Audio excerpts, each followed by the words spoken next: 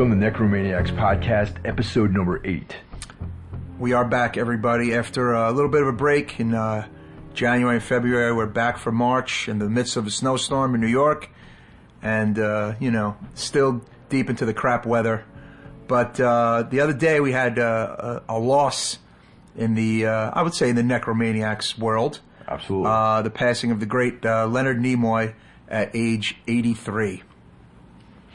Yeah, I mean, I obviously, like most people, got familiar with Leonard Nimoy through Star Trek. Yeah, absolutely. As Spock. But then also I became a huge fan of In Search Of. Yes, which to me is I mean, I'm not a tremendous Star Trek guy at all. I like it, and I think I appreciate it now more than I ever did. But In Search Of, as a kid, boy, was the greatest thing ever. It was on Sundays, I believe, yeah. The new episodes. But I also watched the reruns, too, I remember, later on in the 80s. But it started in, I believe, the late 70s, and it carried into about the early 80s, about 5 or 6 seasons. And, man, when I have described this show to people younger, they're like, wow, this show sounds so cool. Yeah. It was a show that talked all about the crazy-ass stuff of the day back in the 70s. Whether it be, the cryptozoological stuff, Nostradamus, UFOs, cults, witchcraft. There was an Amityville Horror episode. Yep, you name monster. It was like a dream come true show. Yeah. For like people into the crap that me and Mike are into. Yeah, totally. For the longest time, actually, it was unavailable. No VHS, no nothing. It was... You had to buy bootlegs that looked like crap, YouTubes that looked like crap. In late 2012, the box set came out. Or a box set had come out that I believe was not U.S. region. Then a U.S. region one which is out now, which I forgot came out. I was so excited I wanted to buy it, and I never bought it. But lo and behold, of course, in the wake of Leonard Nimoy's death, got me completely thinking about In Search Of again. So I made the purchase on Amazon. You can still get it on Amazon. It's the In Search Of box set. It has the entire run of the show, including 2 episodes that Rod Serling hosted before Leonard Nimoy did, which I didn't even know, which is also cool. And it comes with the 1 season from the early 2000s revival, which I do remember, kind of. I didn't even know that happened. Yeah, that happened. It was 1 season. So it literally is like a packed to the gills box set, which I bought in remembrance and love for Leonard Nimoy, and in remembrance of love for In Search Of course. So this episode is dedicated to the memory of Leonard Nimoy. Absolutely. Live long and prosper. And the Ballad of Bilbo Baggins is probably one of the single greatest things you can watch on YouTube in the history of YouTube. It is just the coolest thing ever. I don't know if you've ever seen that, Mike? No. In 1967, both him and Shatner started singing or whatever, making records. I know that Shatner has a prolific vocal career. And it's basically a music video 10, 12 years before there were music videos. It's called The Ballad of Bilbo Baggins. And it is Nimoy with the Spock ears and the Spock haircut singing this song about Bilbo Baggins with 5 hot 60s chicks surrounding him. It is I'm telling you, it is the single, one of the greatest things on YouTube forever. It's got like over 2 million views on it. There's like a few different, versions of it. You have to see it. Damn. All right. And it's called, Nimoy Sings, The Ballad of Bilbo Baggins. I mean, I immediately ran to the clip after hearing that he died because it made me think about it. And just picture late 60s kind of chilling Nimoy. He's on like a beach. And he's got like these cute 60s pixie girls surrounded him. It's pretty great stuff. You gotta check it out. So the theme of this episode is the dead of winter because, as we mentioned earlier, we're in the middle of like a pretty brutal winter. And some people say, oh yeah, man, the winter's been so bad. But you know what? When I was a kid, I remember having winters like this on a routine basis. So you know what? That's the thing. People are forgetting that this was every winter for a while back, I think in the 80s. And then in the 90s and 2000s, winters were pretty damn mild. So when we get something like this, we literally have no recollection of winters this bad before. So I kind of agree with you, although I feel like this one and last year were horrendous, but you may be right on the point. Also, it's just been bitter cold, too. Yeah, that is no fun at all. 20 below, 24 below. in Brooklyn. That is weird, I feel like. No? Yeah. So that leads us to the theme of this current episode, where Mike and I are we're going to talk about our top 5 winter horror films. Now, people a lot of times associate horror movies a lot with fall or summer, maybe just fall in particular, Halloween, things like that. But I feel like winter is even a better time to delve into horror because you're, snowed in, you don't want to go out as much. What are you going to do? You're going to watch movies for hours and hours. So we both kind of have similar tastes in movies. So sort of as expected, we had a lot of the same entries on this list. Yes, we did a top 5, shortened it down a bit so that we could have more time to discuss other things. You want to start at the top of the list or at the bottom? You know what? We can start at the bottom, sure. Yeah. So my number 5 is a movie called Ravenous. It came out in 1999 and was directed by Antonia Bird.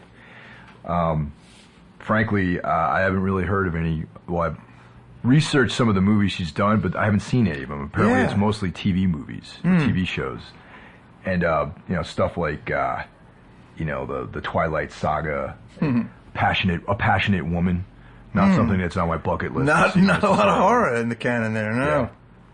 So, but this stars in like a younger Guy Pearce, who, I think he's great. Yeah. Great Australian actor. Definitely. And it sort of like ties in with the Wendigo, Donner Pass. It's a period piece. It takes place in the 1800s. And Pierce plays a guy named Boyd, who is fights in the Mexican-American War, and he's a coward. And there's like scenes of him in battle, laying underneath a pile of dead bodies and blood dripping in his mouth. And he's kind of playing dead, but then miraculously he jumps to and ends up capturing the whole command, and then he's like the sole survivor of this massacre and is promoted. But his commanding officer knows that he's a coward, so he sort of banishes him to some hinterland outpost with a bunch of other sort of miscreants. And there's a couple of familiar faces in this. There's the guy that I recognized him immediately. This guy, Jeremy Davies. He played Charles Manson in the remake, the Helter Skelter remake. Yeah, not a bad actor. He was in Saving Private Ryan. He was also in a couple episodes of Lost, and he was in another movie that was it's kind of like a little bit sort of obscure called Spanking the Monkey. I do remember that. Was he the male lead? He was in the guy. Movie? Oh, okay, yeah. His mom. I remember that movie. Yep. Mm-hmm. Once again, like pretty obscure film. He was pretty young, came out a while ago, and but anyway, he's like a sort of a guy I keep my eye on. Whenever I see him in a movie, he pops up here and there. He made a great Charles Manson, by the way. Yeah, he did actually. I remember seeing that one. And also David Arquette's in the movie. Plays a hasn't been doing much in the last few years. No? He's just chilling, Yeah, being David Arquette. He plays a typical sort of Arquette style character, kind of like this sort of kind of like low-level guy, comedy relief. And I guess that's what this movie is. More of a dark comedy than like a straight-up horror movie, but there's definitely a pretty heavy, horrific element to it, with cannibalism, and a supernatural element with the spirit of the Wendigo. For those of you who don't know about the Wendigo, it's a Native American legend where, it eats it kind of cannibalizes, takes on the powers of, the life force of other creatures. I always liken the Wendigo as the winter Bigfoot for some reason. I don't know why in my cryptozoological mind frame. But there's a lot more to the Wendigo than the Bigfoot, obviously. Yeah. Also, there was that character, and it was Alpha Flight. Yes, who with the same name, the big dude. Yep. The Canadian X-Men. Yes, basically. yes. So this movie sort of follows the path of Boyd, the coward, banished out in the hinterlands, and sort of out this boring camp. He's like the third in command, and one day some guy rolls up, and he tells this the story of a story very similar to the Donner Pass, where there's like a group of settlers are crossing the mountains, the Sierra Nevadas, coincidentally, which is where Donner Pass is, and they get stranded. snowed in, people start eating each other, and this guy claims to be the escapee of that sort of cannibal massacre that happens in the snow. Turns out that this guy leads them into an ambush, and he's actually the guy behind all this carnage, and he actually is a supernaturally sort of possessed, being. Then things get crazy, and I highly recommend this movie. Yeah, I did see this movie many years ago. Yeah. It was from 97. I probably saw it in 97 or 98, and I always remember that Guy Pearce was in it, but my recollection of it is very bad, so I kind of want to see it again. Rediscover it. It's on Netflix. Yeah, so, yeah. Mm-hmm. So definitely check that one out. That's great. Winter cannibal fun. My number 5 is a movie that unfortunately shares the name with one of Disney's biggest movies in the history of the company. It is from 2010, and it is called Frozen. Not to be confused with the hit cartoon that some of your children might really, really like or are obsessed with, and that goddamn pop song that's everywhere. Let It Go. Don't ask me why I know what that is, but I know what that is. Mike has no idea what I'm even saying right now. No, it's a Def Leppard song called Exactly, Let It Go. But anyway, it's directed by Adam Green, who directed before this the Hatchet series of films. Not too into those movies myself, the Hatchet movies, but nonetheless, I know they have a huge fan base. And it stars Kevin Zegers, Shawn Ashmore, who is oddly enough Iceman in all the X-Men movies here in this winter horror movie, and Emma Bell. It's basically about 3 friends at a ski lodge who have the unfortunate luck of basically being the last group on the ski resort, so to speak, to be on the lift.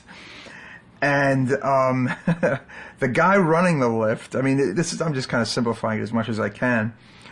The guy running the lift happens to see another set of 3 skiers coming back after he's kind of been away from that machine for a while, and basically mistakes that as the 3 that were the last ones down, and shuts off the machine.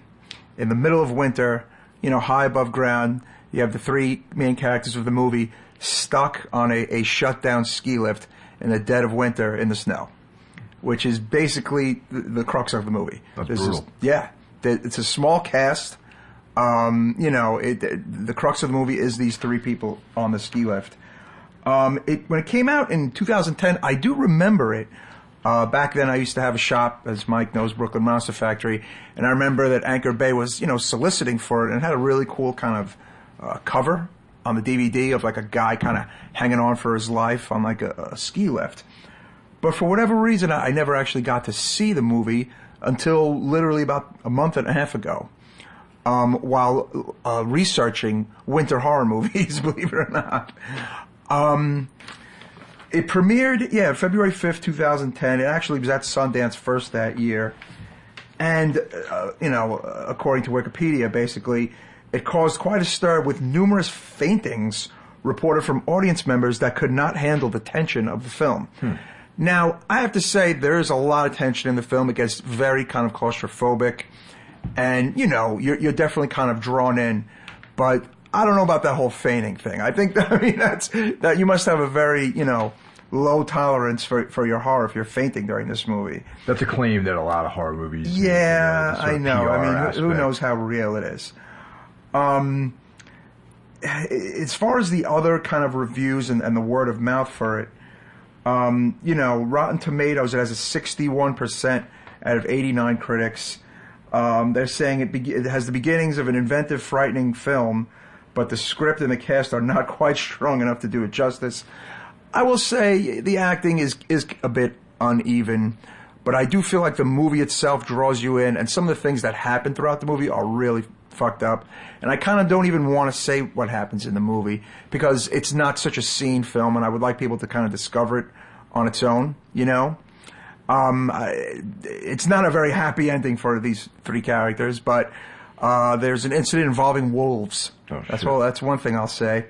And an incident involving an attempt to jump down off the ski lift to go get help, which is probably the worst idea I've ever seen in my life for someone stuck on a ski lift about 50 to 100 feet off the air. But It is a movie you should seek out. It's not on Netflix. It's not in a lot of places. I believe it is on iTunes. I got the hard disc, actually. I was able to get a copy for a decent price. It's on Anchor Bay, so it is available and out there, widely distributed. But it's gotten a bit of a rub as of, due to the name, Frozen. But again, this is, not a Disney movie. This is a pretty damn good independent horror film. It's such a simple plot setup, you know what I mean? Yeah.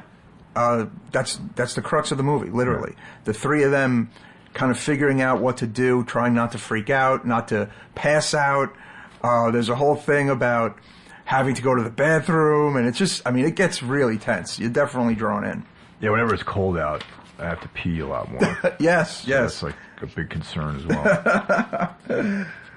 But, it's a fun movie. So my number 4 is 30 Days of Night.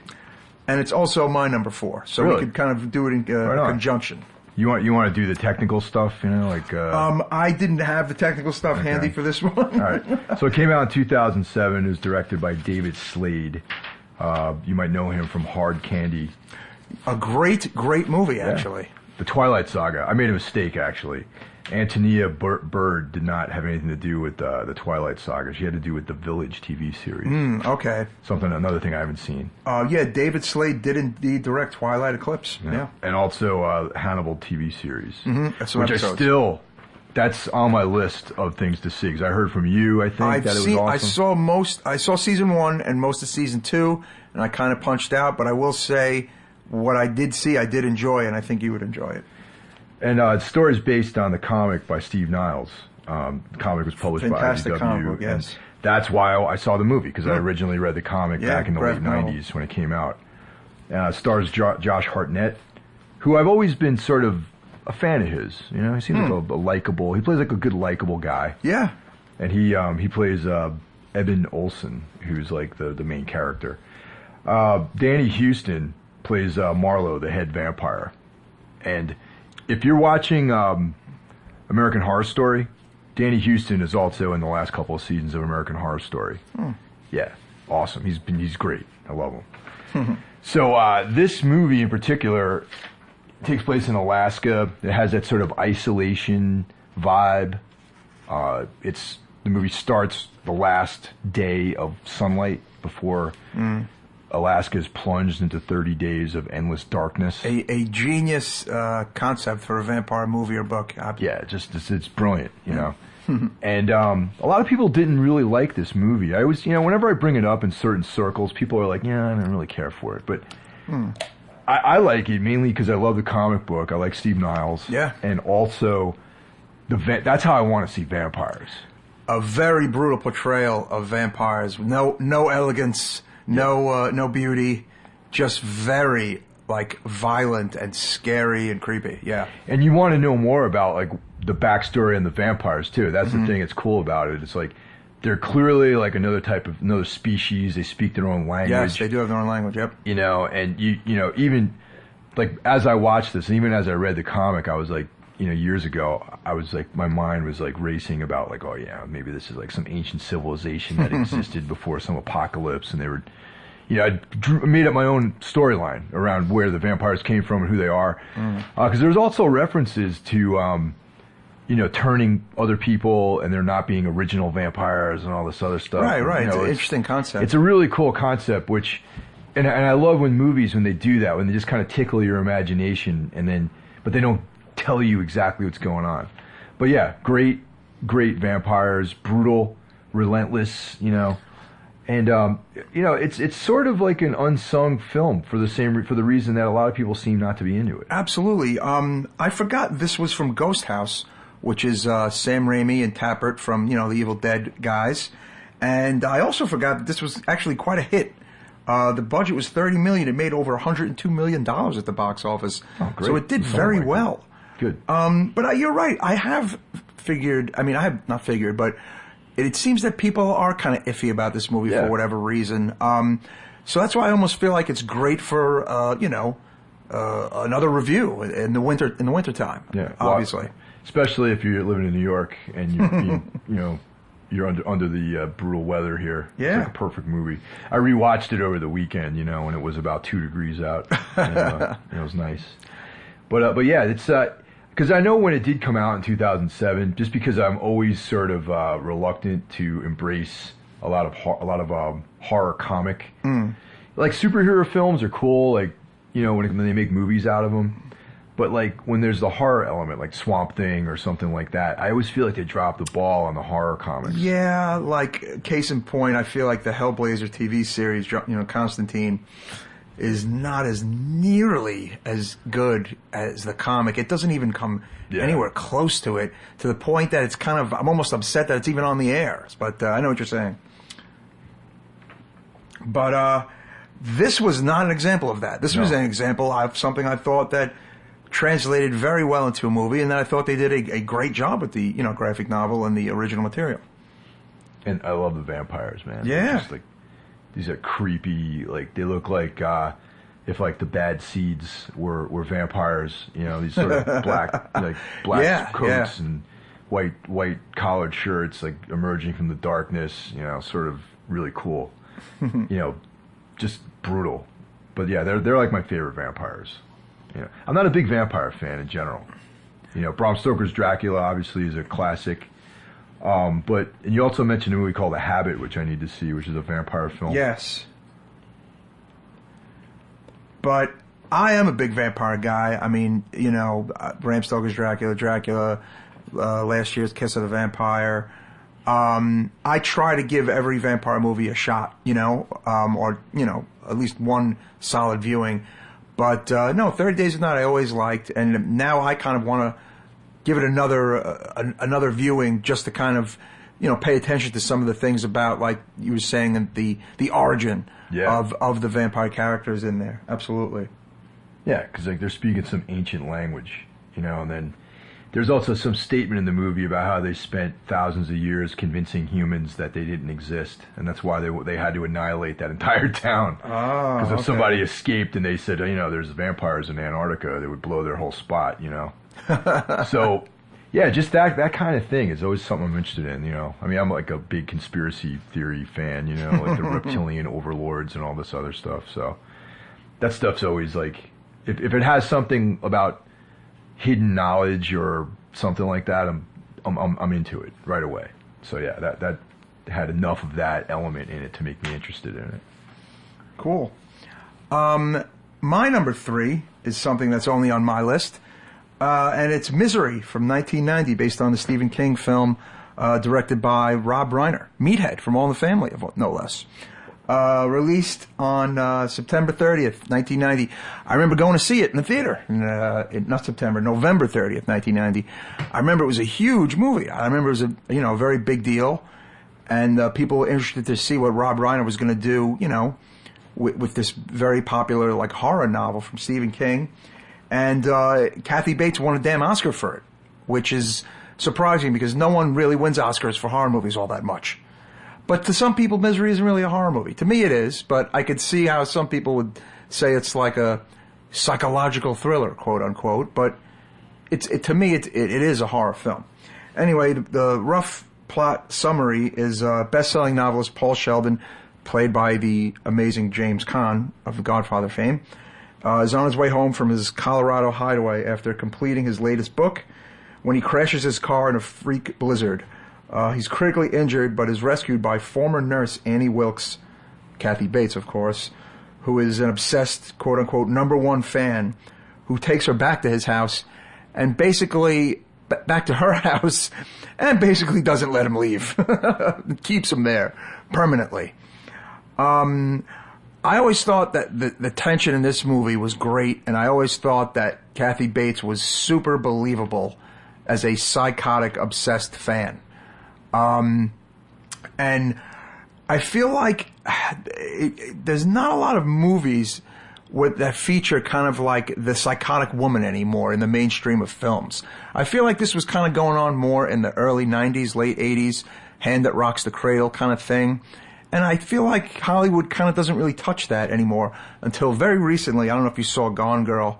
Yeah, I did. Oh my, a fantastic movie. Yeah, a lot of twists. I mean, just when you thought you knew what was going on, you had no idea what was going on. In a way, I mean, there's only a semi-parallel to Gone Girl Misery, but I felt like we hadn't seen a crazy-ass woman in a long time. And this movie, brings me back to that time of seeing these type of characters in film. It was a tremendous film. Won other Academy Awards as well. And it was around the time when, early 90s, where there was a lot of Stephen King activity going on. You had the It TV movie, you had this movie, you had The Stand. Stephen King was getting a lot of love back then. Not as much now. He still has his projects, but he was more of the super hot property back then. What did you think of Misery, Mike? I loved it. I thought it was great. I actually thought it was probably one of the top 2 Stephen King adaptations. Yeah. Because like his films, like the film adaptations of his books, haven't really, they're up and down. Really They're up and down, definitely. But that was definitely one of the top 5 of his. Yeah, no, absolutely. Pet Sematary, another one. Pet Sematary, and I love James Caan. I mean, Sonny, Sonny forever. Sonny Corleone. How you not like him? And that was for the first time I've seen Kathy Bates. Was in that film, and once again, she's in a regular on American Horror Story. Right. You need to check that out. Which she's apparently killing it there too. So yeah, she's killing it. She's always, I would love her. I think. She's and great. then a few years later, another movie I saw around the same time as I watched Misery in January. Dolores Claiborne, which is a really good movie itself. Not as much of a horror film, but a really dark, bleak, kind of depressing film to watch in the winter. Yeah. And it's also Kathy Bates, another great performance, and the amazing Jennifer Jason Leigh, great performance. Very cool movie. Whatever happened to Jennifer Jason Leigh? I believe she is still acting, but again, not as active as her, mid '90s fame.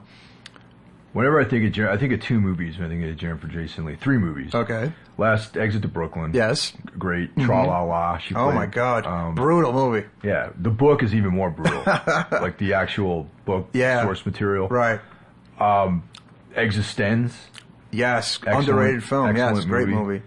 And also Rush, the movie Rush, with Jason Patrick, and Greg Allman is in it. Mm-hmm. And it's like that drug movie. I need to see that movie again. I haven't seen it in 100 years.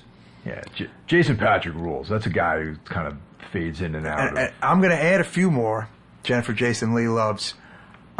Single white female. Oh, yeah. Yep. Fast Times at Ridgemont High, of course. Oh, shit. Her debut. That's right. And Easy Money, where she is the daughter of Rodney Dangerfield. Oh, I don't remember. Unbelievable. Oh, you have to see these movies again. Fantastic. Easy Money is a great film. Joe Pesci, Rodney Dangerfield. It's set in Staten Island. It is one of the greatest comedies ever. It's a pretty crazy movie. Let me ask you a question about Fast Times. Mm-hmm. Do you think like kids these days would watch that movie and relate to it at all? No, I have a funny side story I could tell you. I'm at St. Vitus a year ago, and I'm talking to a friend of mine, and he has this girl with him who literally looks like Phoebe Cates. Oh. She's drop dead gorgeous. Wow. She's stunning. And I talk to her, whatever, a little small talk, and I say, anyone ever tell you look like Phoebe Cates? And she goes, who's that? And I go, oh, she's in the movie Fast Times at Ridgemont High? What's that? And then that was pretty much over. Yeah, she had no idea what the movie was, nor who the actress was. So, I'm going to say maybe not. That was a genre, man. There was that movie. There was Last American Virgin. It was that sort of like high school, sex. Yeah. First time, coming of age, soundtrack-oriented film. Here's the thing.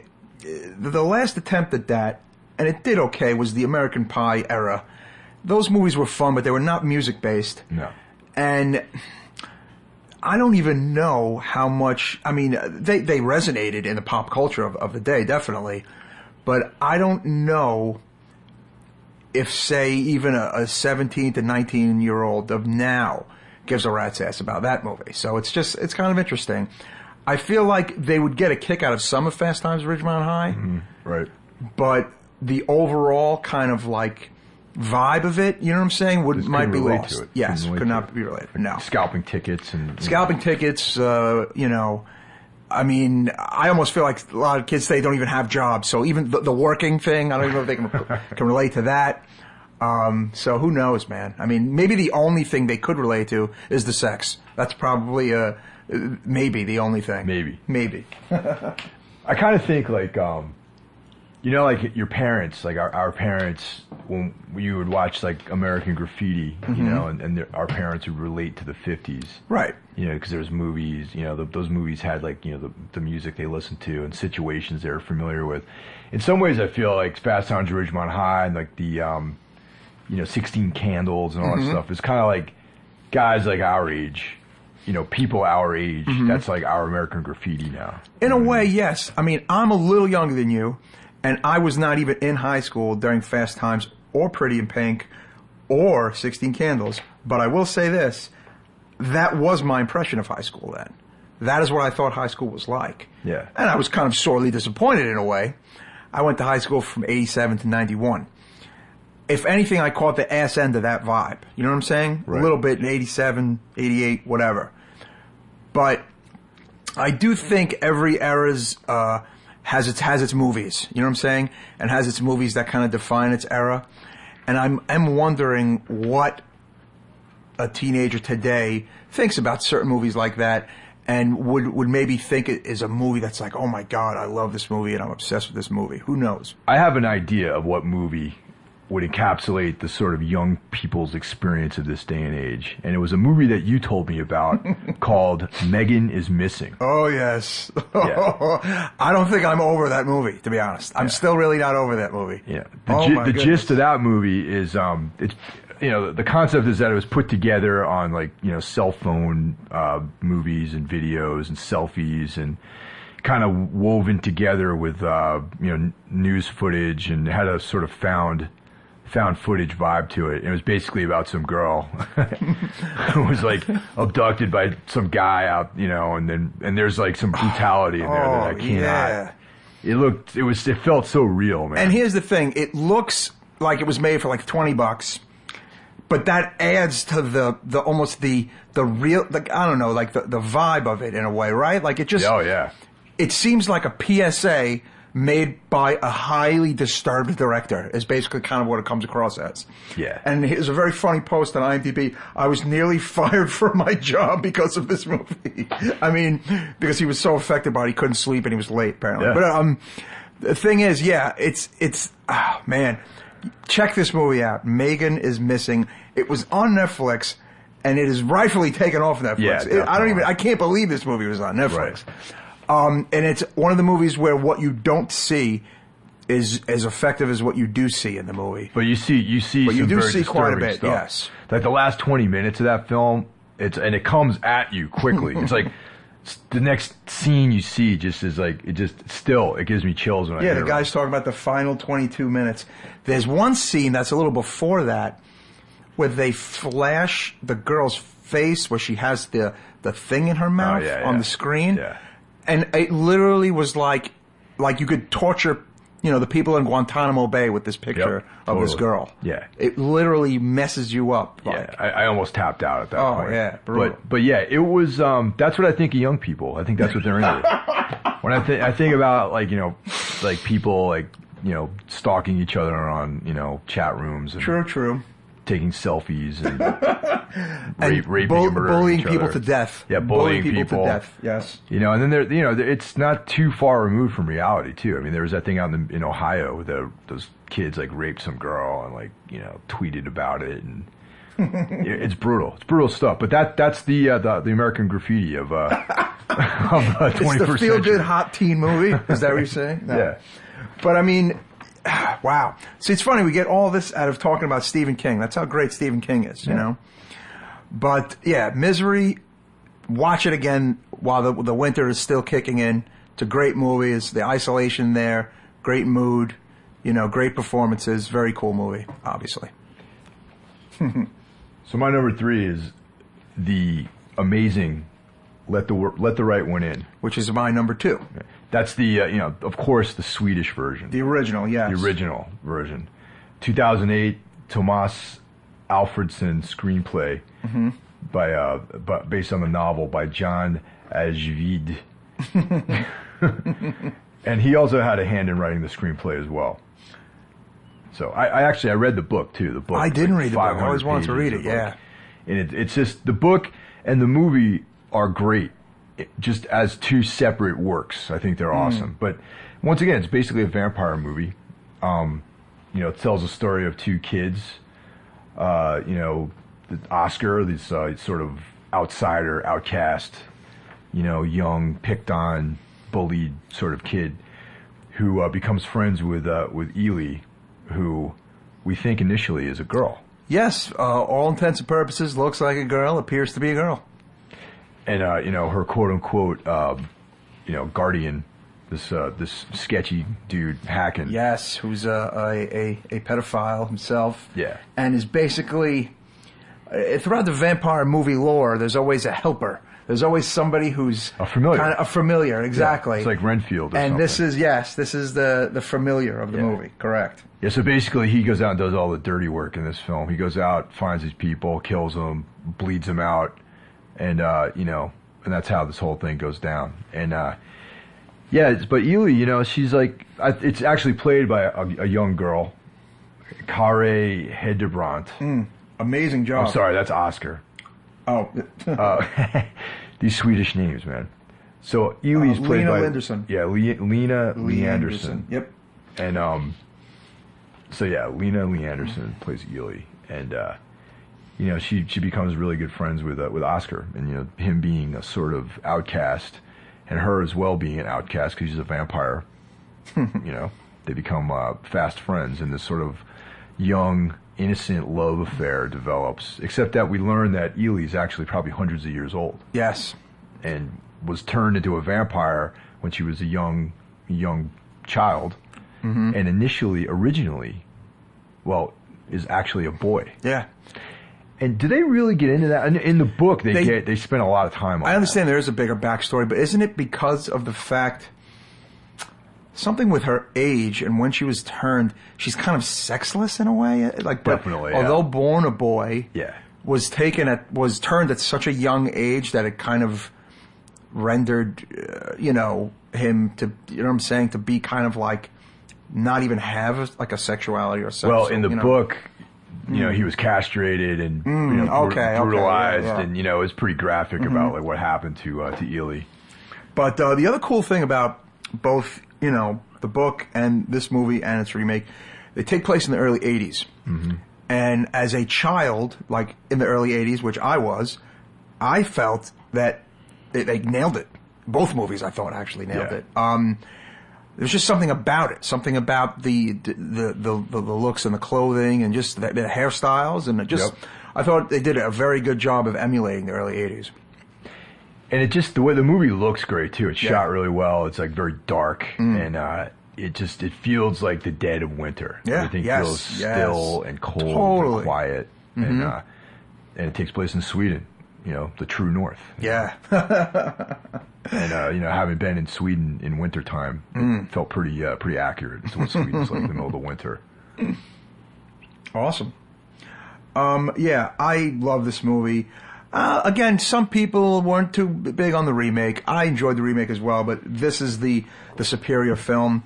And the director of this, Thomas Alfredson, went on to do a movie which I never got to see, Tinker, Tailor, Soldier, Spy, which got some nominations in 2011.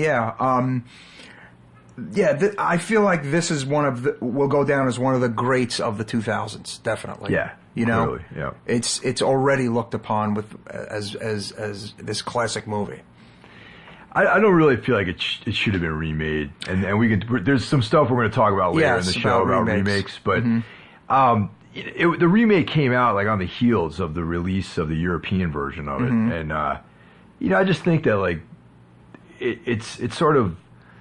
I think people should expect more out of the fans. Yeah. I mean, you can. Everyone here, I imagine, who listens to this podcast, I imagine knows how to read. So, do yourself a favor and watch a couple movies with subtitles. Sure. And watch it in the original vibe and the way it was intended to be made. And the remake though, wasn't horrible. It still pales in comparison to the original, realization of the film by Albertson. And I recommend watching the original over the remake. Cool, which brings us to the mother of all winter horror movies for me and Mr. Hill. The 1982 John Carpenter directed The Thing. We have talked about The Thing before, but it's always cool to talk about it again. Yeah. A lot of people forget that it was a remake of the 1951 film, The Thing.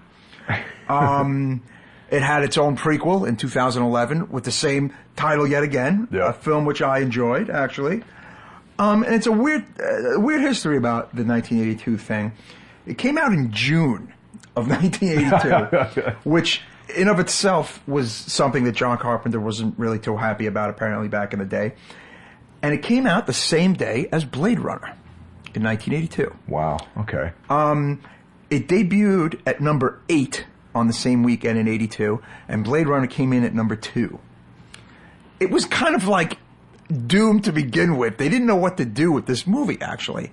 It got some really weird reviews, too. Yeah. I figure we'll take a little bit of a different angle talking about it, since we have talked about it before. Here's what Roger Ebert said about this movie in 1982. Disappointing, he said.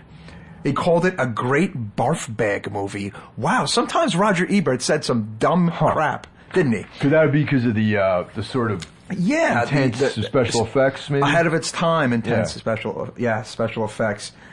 And he said there was poor characterizations, illogical plot elements, and gave it a 2.5 stars out of 4. Vincent Canby, New York Times, another crap review. Foolish, depressing, overproduced movie that mixes horror with science fiction to make something that is fun as neither one or the other.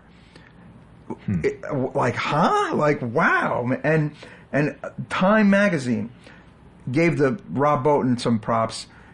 His work is novel and unforgettable, but since it exists in a near vacuum emotionally, it becomes too domineering dramatically and an exercise in abstract art. Wow, this movie was not fondly accepted at all. The only thing I could say is that maybe in 1982 when it came out, people didn't have the context for a movie like that. No, you know what I mean? The one, I think it's the same year, American Werewolf in London, which the transformation scene is up there, but the gore is not as there as it. The gore and the over the topness of the special effects isn't really there. I mean, they're kind of cousins in a weird way, those two movies. But you're probably right about that. Because there was people know werewolves. You know, they know what to expect from the werewolf lore. They're after the 70s, people are used to bloodshed. Right. They know what a horror movie is. Right. They know what the monsters are.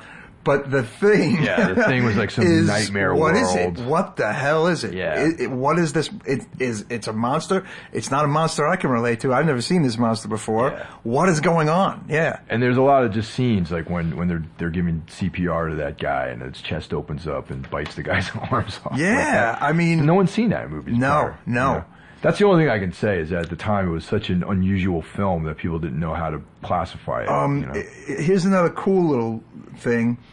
Jay Scott of the Globe and Mail, again 1982, called the film an absolute hell of an antidote to E.T., which came out the same year. That's a good. Yes, absolutely. Washington Post, Gary Arnold, a wretched excess. Wow.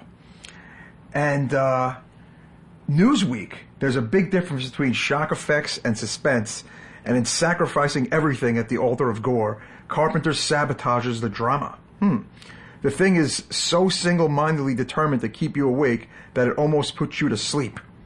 Wow, crazy. I didn't feel that. No, I don't either. You know what, though? Carpenter's laughing last, as they say. He is highly celebrated. This movie is highly celebrated. It's been honored multiple times. It was just honored again at BAM here in Brooklyn not too long ago. So I feel like sometimes time does catch up to great art, and obviously it's the case with this movie. No, definitely. Because this movie is a lot of people's favorite Carpenter movie. It's Definitely my favorite Carpenter movie. Yeah. Without a doubt. Hands down. It's my number it's 2 next to favorite. Halloween. I have Halloween in this. I like it more than Halloween. Interesting. I mean, I love Halloween, but this one's my top John Carpenter film. But I feel like this is the mother of winter horrors. It takes place in the winter. I mean, there are no women in this movie. There's an all-male cast. Very definitely get the sense of isolation. You get the sense of dread. You have no idea kind of what's coming next. And I bet as the viewer in, like, say, 82, Mike, going to the theater, seeing this movie, it must have been kind of cool to have, or maybe not cool to some people, to have literally nothing to base this on. Like, no basis. Like, you know what I'm saying? Yep. This is new. This is new horror, you know? Kind of like Videodrome. You see Videodrome in the early 80s back. Like, what the hell did I just watch? Actually, that's a good point that you bring up, because I feel like Videodrome and The Thing are connected in that conceptual way of, like, because The Thing kind of is a body horror movie. Body horror, exactly, you know? Yes. And I saw it on VHS, you know, when I was a kid. Oh, yeah, me too. Because, you know, in 1982, I was a little young to go to a horror movie. Yep. But, you know, but for me, I loved it immediately, because, like, you know, I mean, probably me and you, we grew up in our childhood reading like Conan the Barbarian and H.P. Lovecraft books. It was just so crazy. I mean, I didn't really maybe know what the hell I was watching by the time I was watching The Thing, and until later on, obviously, kind of getting into the story and everything, and appreciating the magic of Kurt Russell, which is its own podcast in itself. The Kurt Russell podcast. Yes. Oh my goodness, yes. But to me, it was just a crazy ass movie as a little kid, and I enjoyed watching the insanity to it. You know what I'm saying?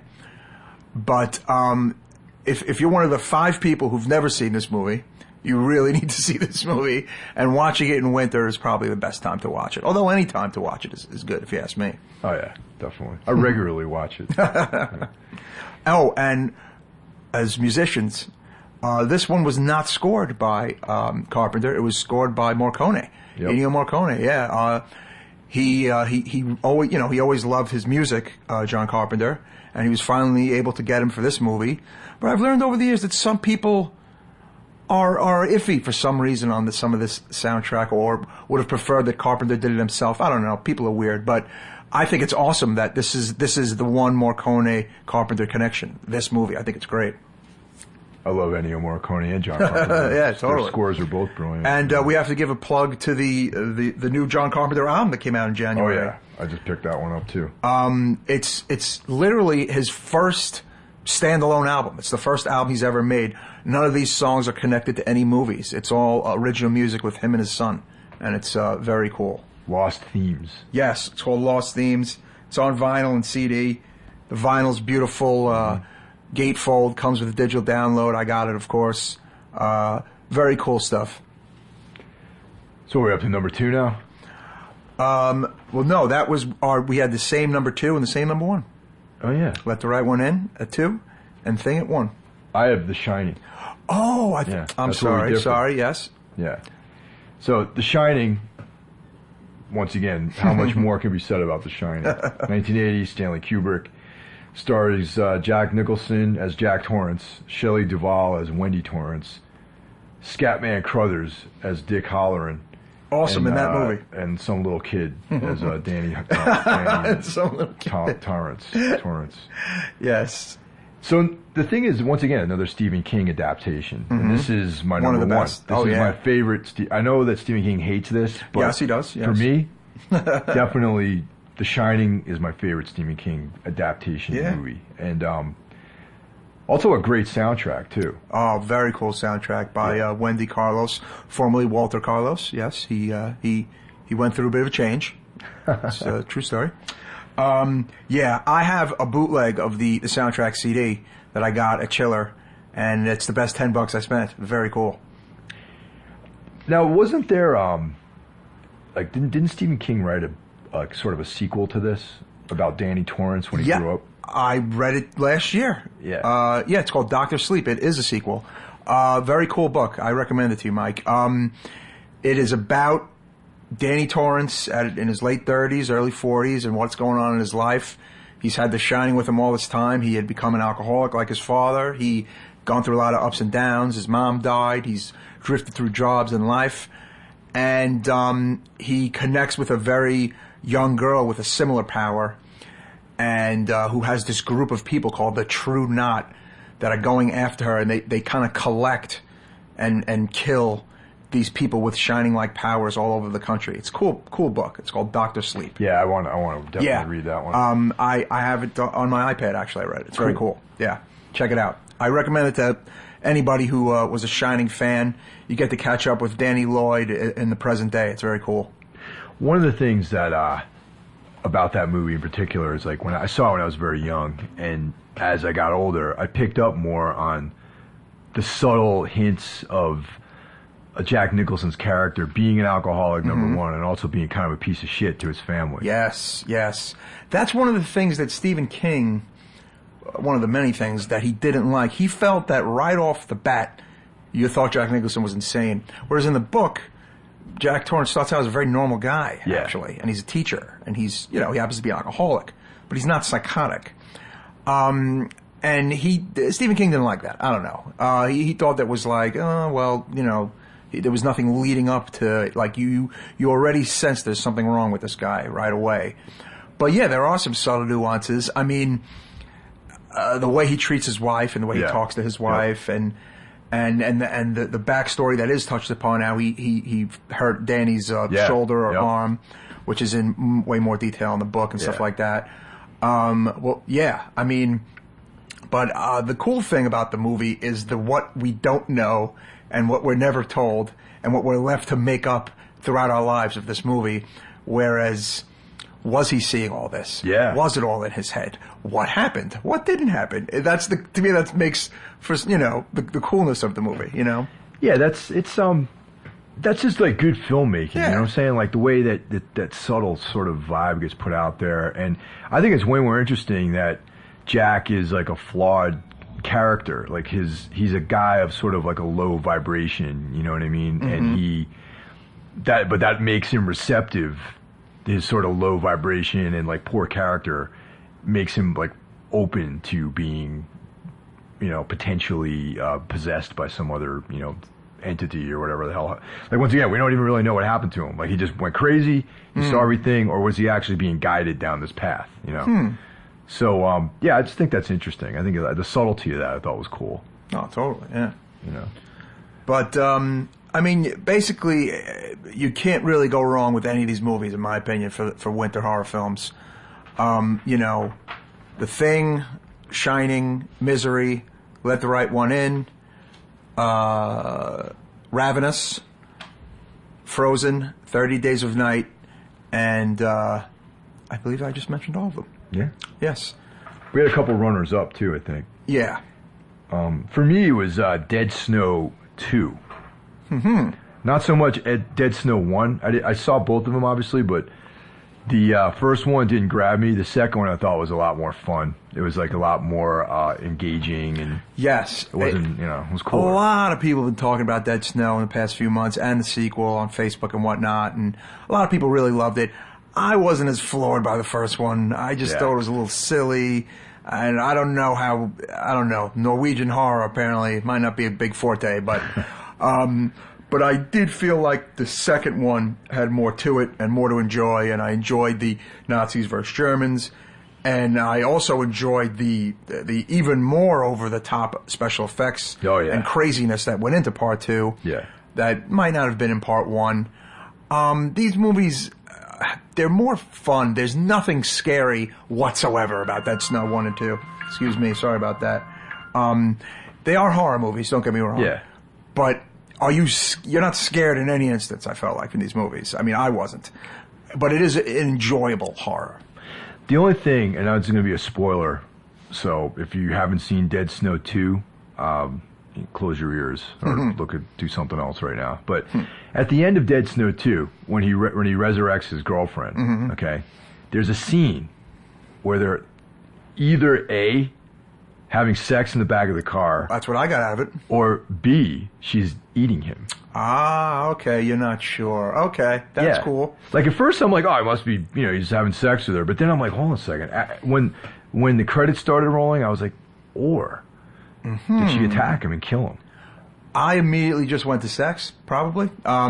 But now that you think about it, we don't know, and the movie ends, and that's cool, you know? Yeah. Maybe we're not supposed to know. Yeah. Or maybe I was just completely off base with it, you know. But that if that was the intent of the movie, I thought was cool. You know? Absolutely. I love Rue Morgue magazine, and me and Mike both love it. We've been reading it forever, well over 10 years, 15 years. And this next movie we're going to talk about came to my attention from Rue Morgue. It's called Housebound.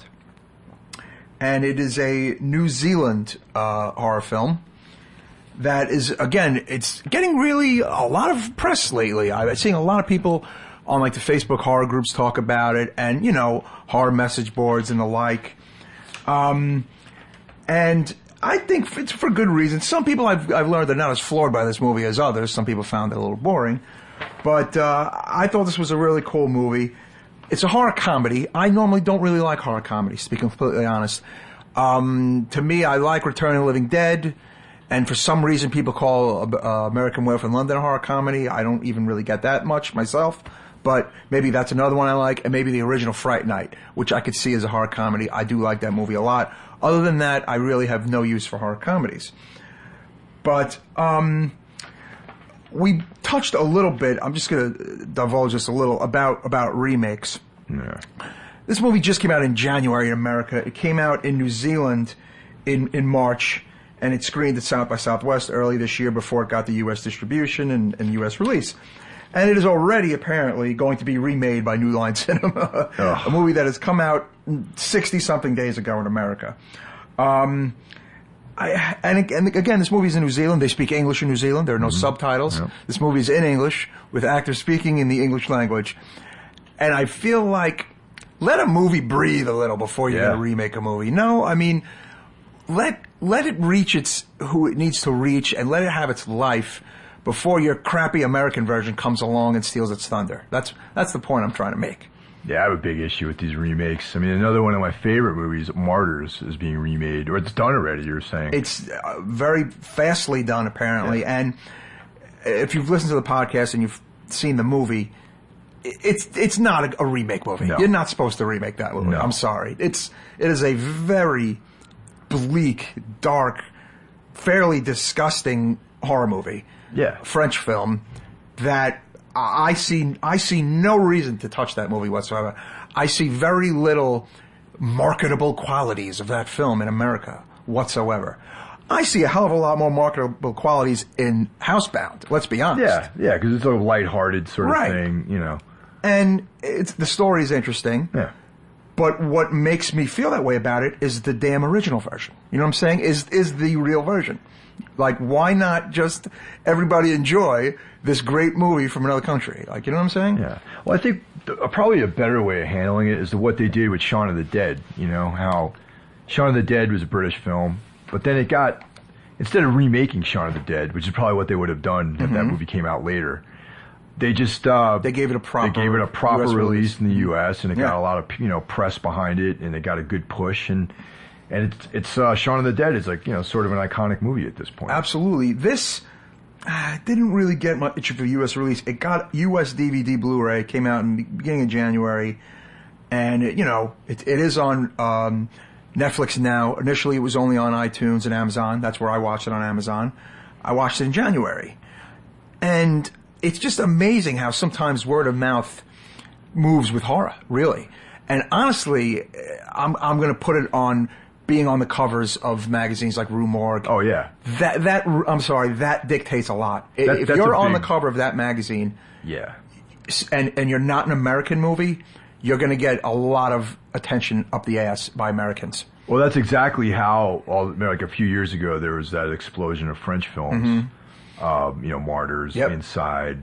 They all were on the covers of Rue Morgue. Exactly, yes. All that stuff. And, the Belgian film, Calvaire. I believe I definitely heard about that. From Rue Morgue, absolutely. Yeah. And this may have definitely had a play as well with this movie.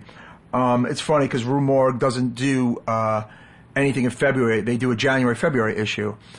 And it's at every Barnes & Noble I go to. I mean, it's very easy to come by, but it's also becoming one of the only horror magazines out there. Fangoria is out there, but I feel like I see Rue Morgue in more places than I see Fangoria, which is kind of interesting because it is a Canadian magazine. But it is a lot better of a magazine than Fangoria is, in my opinion. But I just feel like it's cool that a movie is getting some great press and some great word of mouth and getting legs.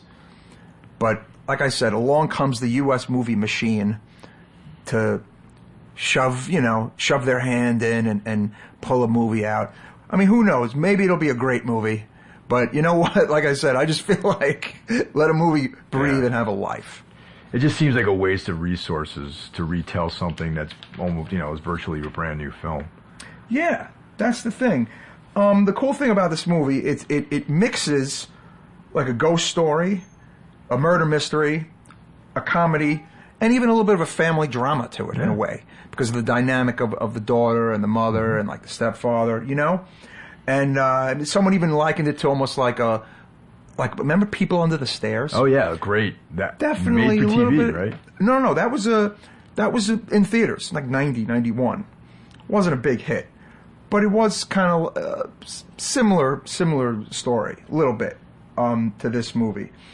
But it has won all sorts of awards in its native homeland. It did very well at South by Southwest. Fangoria gave it 3 out of 4 skulls. Carries some universal ideas about throwaway childish indignation and rebellion and getting to know your parents as people with pasts and personal lives and not just nagging overseers. To me, I thought the ghost story aspect of it was cool. Yeah. But in reality, I don't want to say too much, but things are not what they seem as far as the quote-unquote ghost is concerned. Yeah, it's a perception. It's a bit of a right, exactly. It's not all what you think it's going to be with the whole ghost aspect. And the characters were good too, No, absolutely, likable characters. The star, her name is Morgana O'Reilly, very very attractive young woman. I liked her. Carries the film. She's kind of a badass. She gets in a lot of trouble, and the name Housebound comes from the fact that she herself is a housebound via her criminal activities and wearing an ankle bracelet where she cannot leave the house. Yeah. It has, I think, those kind of cool early New Zealand Peter Jackson touches to it. Oh, what? I was thinking the same thing when I was watching it. It really does. And that's another thing that gives it some of its charm. Yeah. Especially with some of the character dynamics. And, Peter Jackson's movies definitely have his more crazy-ass horror ones had some comedy to them, let's be honest. Oh, yeah. Although I always feel like that horror comedy tag kind of denotes a movie a little bit. But at the end of the day, Peter Jackson had a great sense of humor with his movies. That's, absolutely. But I think like the horror comedy, though I generally shy away from those types of films, but that doesn't necessarily mean they're bad. Like I really like Shaun of the Dead quite a bit. Yes, yes. And that Dead Snow 2 I liked a lot. And another good one, Zombieland. Is a pretty good movie. Zombieland works as both comedy and horror, because there's there are some moments in that film where it's like they're horrific moments. And there's like tension and all that stuff. Absolutely. Same thing with Shaun of the Dead. But yeah, I mean, I'm trying to think. I believe Housebound was being shown for a little bit here in Manhattan, but like I said, the Blu-ray and DVD is out and it is on Netflix. It is definitely worth a watch. Some people found it a little boring. My brother John thought, he just thought it was just okay. He thought it was a little overhyped. Didn't see what all the hype was. I'm like, okay, But again, people kind of pissed off a little bit about the remake, and obviously you and I have our opinions about the remake. Yeah, it doesn't need to be remade, man. I mean, it's like let it sort of naturally find its audience, and because it will. I mean, that's the thing I love about horror movies.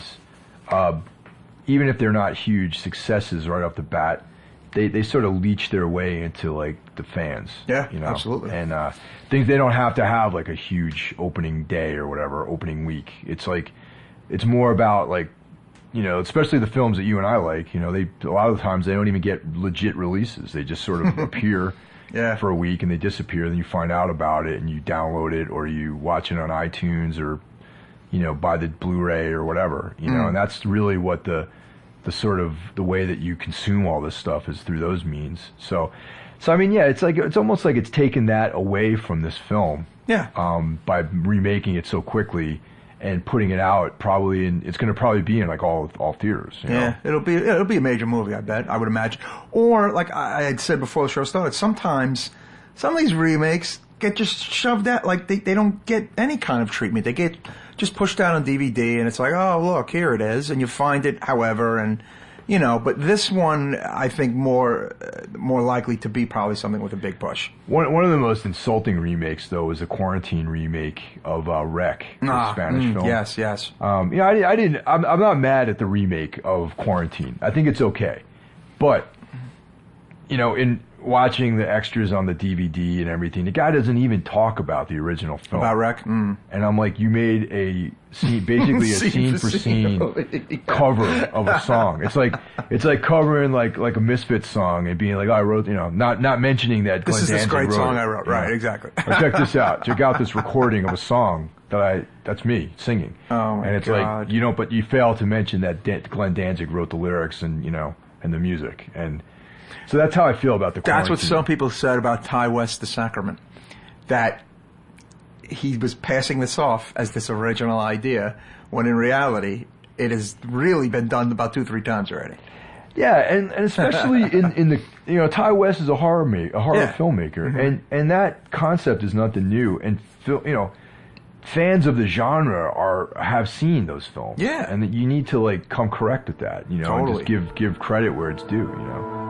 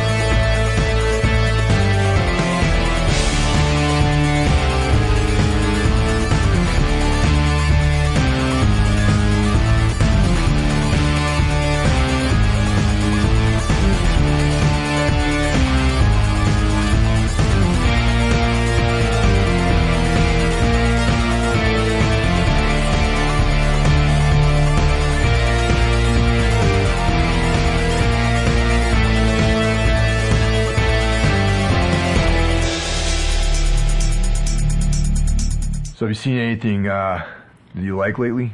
Yes. Friend of mine, Vic, from New Jersey, he's the guy I go to Chiller with for past, 8 years. We always go together, good friend of mine. He just sends me a text out of nowhere. You got to see this movie on Netflix, on Showtime on demand, called Cold in July. It's got really cool music. That's all he says. Cool score. Like, kind of John Carpenter. Says really nothing about the movie at all, other than that. Huh. So I'm like, okay, I'll check it out. So I look it up, and I see that one of my favorite actors is in it, Don Johnson, who I actually really do love. Yeah. I'm a big Miami Vice fan. And it's got Michael C. Hall from Dexter as one of the stars, and Sam Shepard as another star.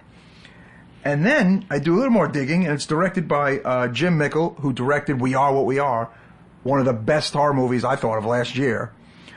And it's based on a Joe R. Lansdale novel, who is a writer I've always heard his name, never read any of his books, and now I kind of want to read this book. This movie, it didn't go to theaters, even though it has, fairly known people in it. It went kind of right to, DVD, on demand, whatever.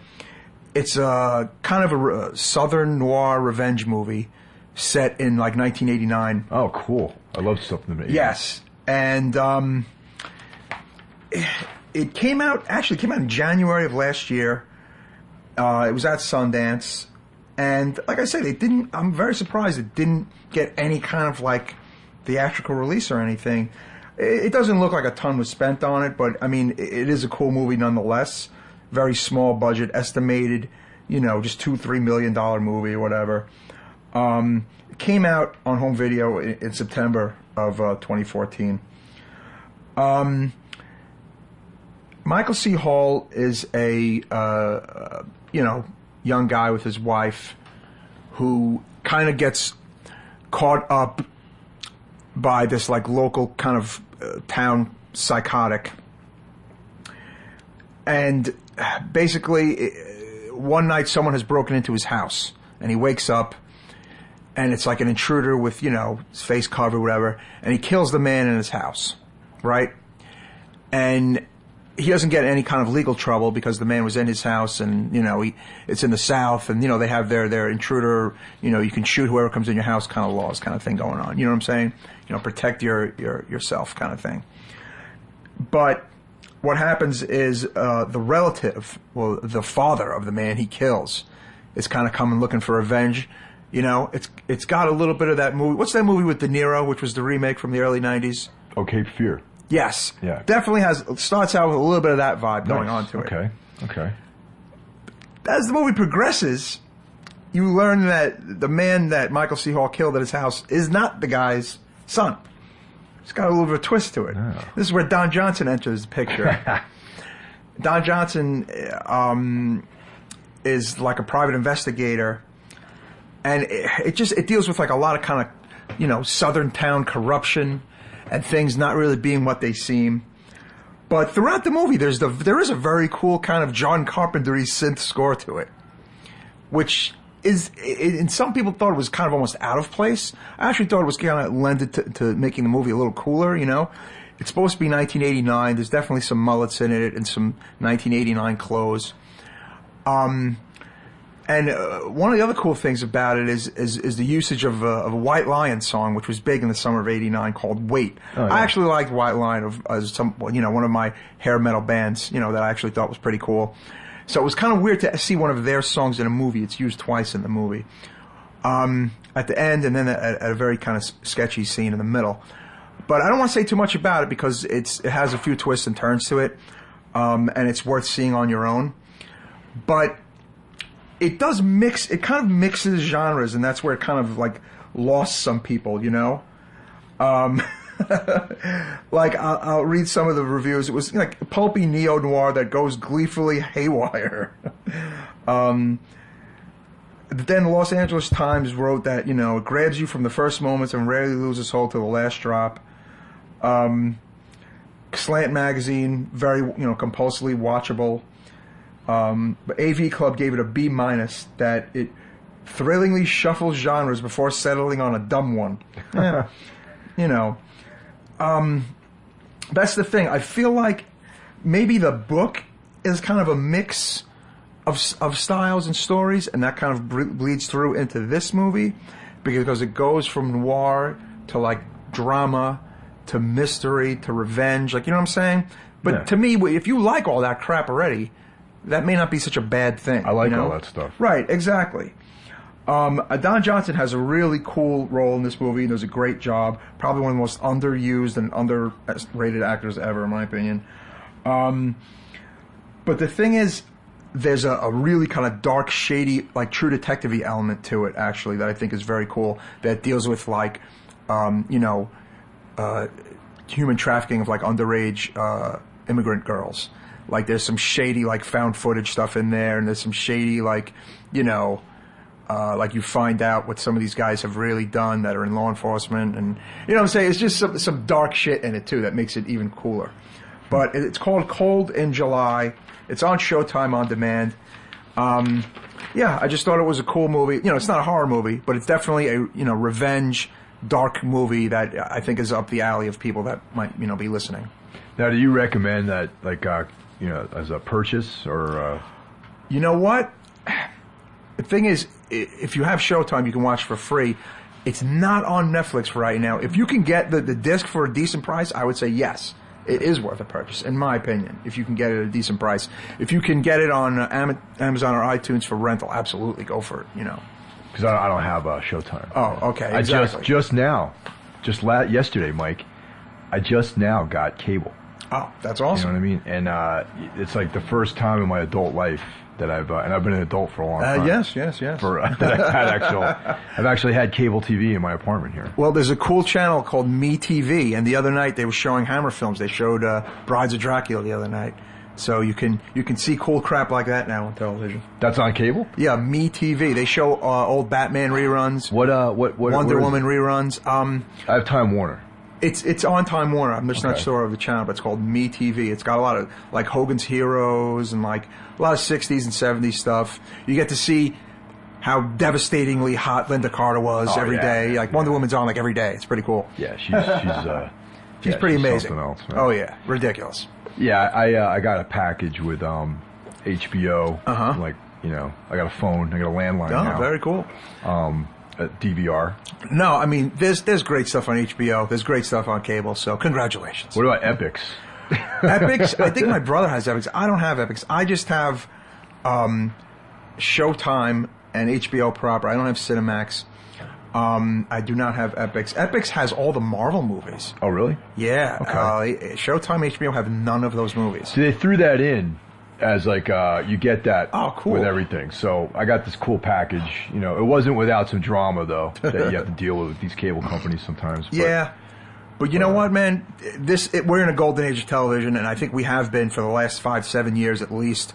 So there's great stuff on TV. Speaking of the golden age of TV, have you been up on Walking Dead?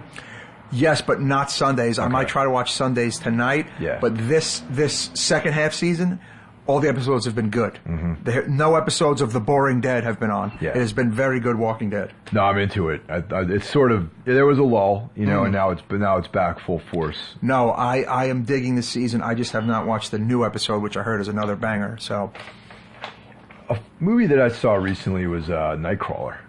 I got to see this movie. Yeah, it's got Jake Gyllenhaal in it. And it's not definitely not a horror film, right. But it's just like a movie about a creep basically who he's kind of a loser, shady guy. In the beginning of the film, we see him stealing chain link fences and selling it to a construction company. Oh God! And the guy's like, thinks he's a piece of shit, rightfully so. And then the epiphany of his life is when he sees an automobile accident and how there's these camera crews that show up to film it and then sell the footage to the news. Oh God! Wow.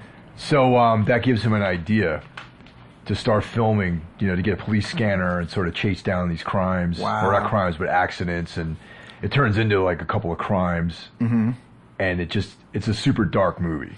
Wasn't there rumblings of an award for him for this? But he didn't get it. He didn't get the nomination or anything. In my world, in the universe that I would like to live in, he would have gotten an award for this film. Okay, see, I heard it's pretty damn crazy. Great job in it, and it's a very unique film. Like you don't see this angle. I got to tell you though, it does remind me. If you're familiar with the writer James Ellroy, who wrote the Black Dahlia, LA Confidential, and that kind of stuff. Yeah, other books.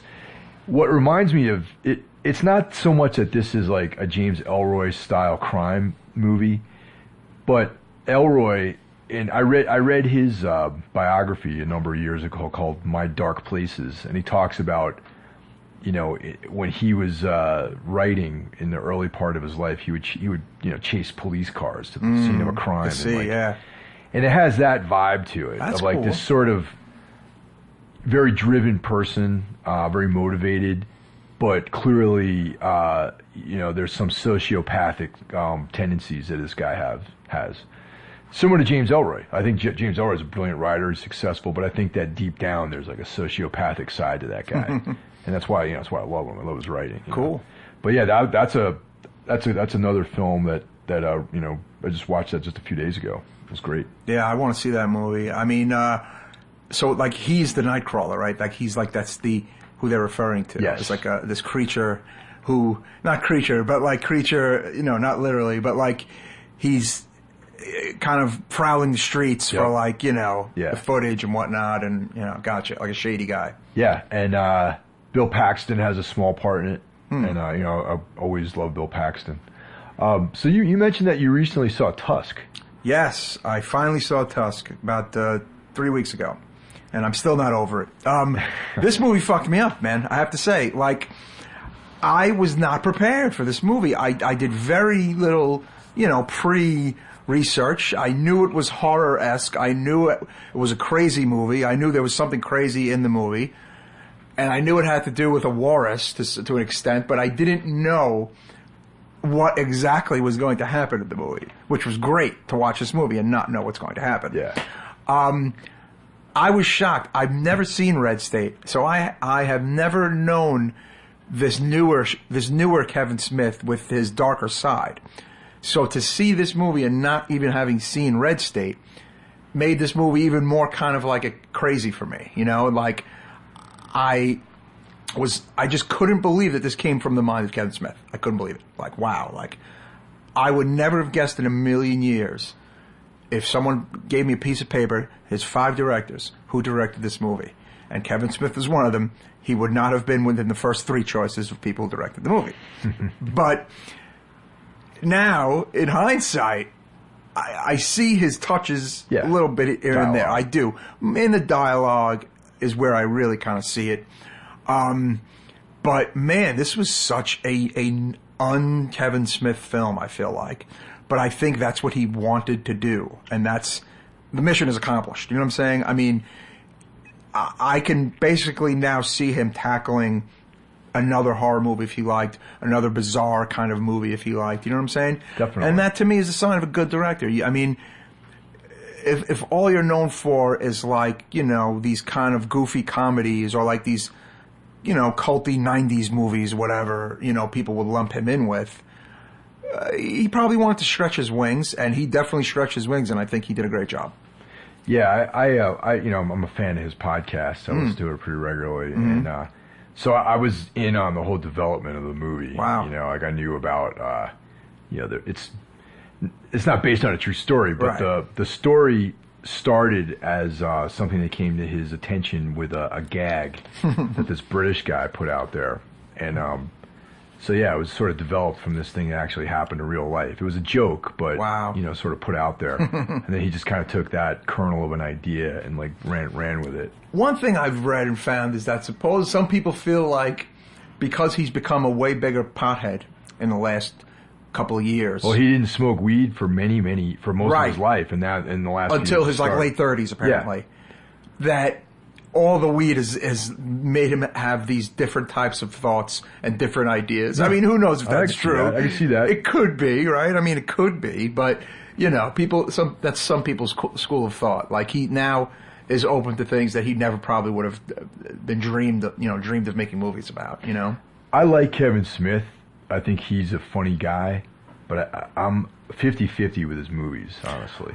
I did not like Zack and Miri Make a Porno. I thought he completely dropped the ball with that one and made a really tame romantic comedy, in essence, with some nudity in it. Yeah. I never saw Jersey Girl. I love Clerks. I love Chasing Amy, and I love Mallrats. Mallrats my favorite. I love Dogma. I like Clerks too. I don't love it. I like it. I enjoy Clerks I like too. it. I saw it way later after the fact. But I never saw that Bruce Willis movie, which supposedly he hates himself too. The one where he had very little kind of say in it other than being the director. I can't think of the name of that movie. It's about cops. Cop Out. Cop Out. I want to see that. I almost want to see Jersey Girl just out of morbid curiosity. But Red State, you said, is a good movie. I enjoyed Red State. Right. But so actually, if you on paper, I guess I do like the majority of his movies. Technically the majority. I'm like I can't like I didn't like Chasing Amy, and I figured I'd give it another shot and watch it again, and it was like I barely could make it through the movie. Interesting. Yeah. I like Mallrats. Dogma was great. Of course, Clerks was like, that's going to put him on the map. Oh, yeah, it's amazing. And that was like a movie to be, I mean, basically Kevin Smith was at the right time at the right place. Sure. And that's his whole, like, career, But, I like him as a person. I think he's cool. Like, I have a book that he wrote I thought was interesting. His podcast is great, and all that sort of stuff. I don't know if I like Tusk or not. It's interesting, the idea, but I don't know if it really worked for me. The ending was a total downer. Yes, sad, it's a pretty bleak movie. Bleak ending. Yeah. I think that you're kind of kept off balance because of the humor elements in it too. Yeah, there is humor, and it's almost like you don't think you should be laughing at all, but you're laughing, maybe. Yeah, right? Exactly. Or you're kind of like, well, what the fuck is that? Right. It's like if Mallrats had like a totally downer ending. It's like kind of like how if everyone died in a plane crash at the end of the movie or something like that. It's that sort of thing. I don't think he wanted people to think Tusk was funny. Did he want people to think Tusk was funny? I think that it was his entry into like doing straight up horror, body horror or whatever you want to call it. And but I think that just the way he expresses himself is with a humorous voice, and that's why the movie has those elements in it. Right. That's who he is, man. He's a funny guy. He is a funny guy. But I don't. I actually purchased it on iTunes because I just assumed I'd love it.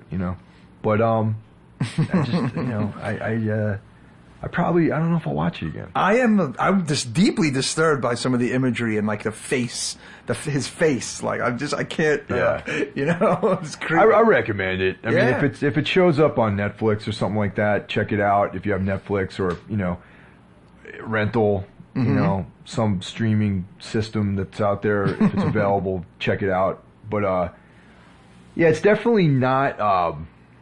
Even if you're a fan of horror, I don't know if you really would like it because of the funny parts in it. Right. But it goes into a few different areas. I mean, for the most part, it's a shocking movie. It's it definitely has some shocking moments in it. And the whole concept is pretty freaky. But some people thought the execution was a little. What is he doing? Like, what is he saying? Like, what is he trying to say? Yeah. But maybe it's not supposed to be analyzed that way. Who the hell knows? But I await Clerks 3, which is happening, and I await whatever else he does. We'll see what else he's doing. I just picked up a new soundtrack by Simon Boswell. Mm-hmm. It's the soundtrack to the movie Hardware. Oh, very nice. Where'd you get it? I ordered it. Vinyl or CD? Vinyl. Oh shit! I can find that. Yeah, it's 2 LPs. It's what like label? Some random fucking label. Okay. Not Death Waltz? No, it looks like a Death Waltz release. But it's not. Okay, I'll look. And they have, you can find it on Amazon. Mm-hmm. And I've always loved that movie, the Richard Stanley film. Richard Stanley's like his admitted rip-off of the Terminator, even though it's not a Terminator rip. I don't see it as that. 10% of Terminator. Yeah, I mean, there's a psychotic robot. Right, That's what the movie. It's a robot film. It's got Dylan McDermott in it. It has Great cameos movie. by Iggy Pop's voice is in it, and there's a Lemmy cameo. Motorhead, Carl McCoy from Fields of Carl Nephilim. McCoy is in the opening scenes. Great movie. And really, really good film. If you're unfamiliar with Richard Stanley, definitely check him out. He doesn't have a lot of films out. Dust Devil. Kind of I'll call him a Hollywood outsider, let's say, at the very least. Yes. Yeah. And I think that he originally was slated to direct The Island of Dr. Moreau. He shot a good chunk of it, yes, and then was replaced. That is correct. Yeah. Yep. But he's, a very interesting guy. I mean, he definitely has a vision, and I feel like he was very young when he made those movies, too. Yes, he was. I mean, he's not an old guy. He's not even 50 years old. No. And he kind of disappeared. He was a South African filmmaker. Mm-hmm. Did documentaries. Music videos. Yeah, Fields of Nephilim videos. Mm-hmm. I think he did Skinny Puppy. Yep. Mm-hmm. So you see him around. Subversive dude. Yeah. But yeah, definitely check those out. There's legit versions of that movie available now. But I think the ones you and I have, I believe it is out of print. The Severin Films, I think that deluxe version is out of print. Yeah.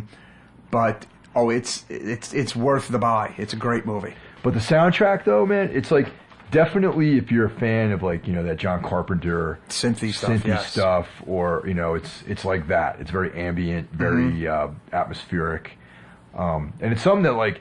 If you're like hanging out on a Saturday afternoon, put it on. Yeah. It's like one of those long listens. Most people I know who've seen it have fallen in love with it. I mean, I've never really had anybody say the movie sucked. I mean, people, it's like a movie you find and it's like, oh shit, I really like this movie. Yeah, definitely. It's got some hot redhead in it. Who I don't yes, know, yes. I used to watch it on VHS. I remember when it came out in 1990. I remember renting it. I remember loving it, and It's definitely a movie that has legs and has had legs and has a cult following. Right on. Yeah. But this was a great podcast, man. The Dregs of Winter, number 8. Yeah. I hope the next time we get together it is above freezing and there's at least just maybe a little snow on the ground. Some April snow maybe on the ground, for God's sake. Well, we're in March and technically, this is supposed to be, the weather starts getting nicer, at least up here in the Northeast. Yeah, sometimes April can really suck, though, in New York, man. That's the thing. But hopefully not this year. Hopefully we get winter out of the way when it's supposed to be out of the way. But that's probably not happening. All right, guys. So until next time. Yes, thank you. This is Mike and Mike at the Necromaniacs podcast. Have a good night. Have a great one. Take care.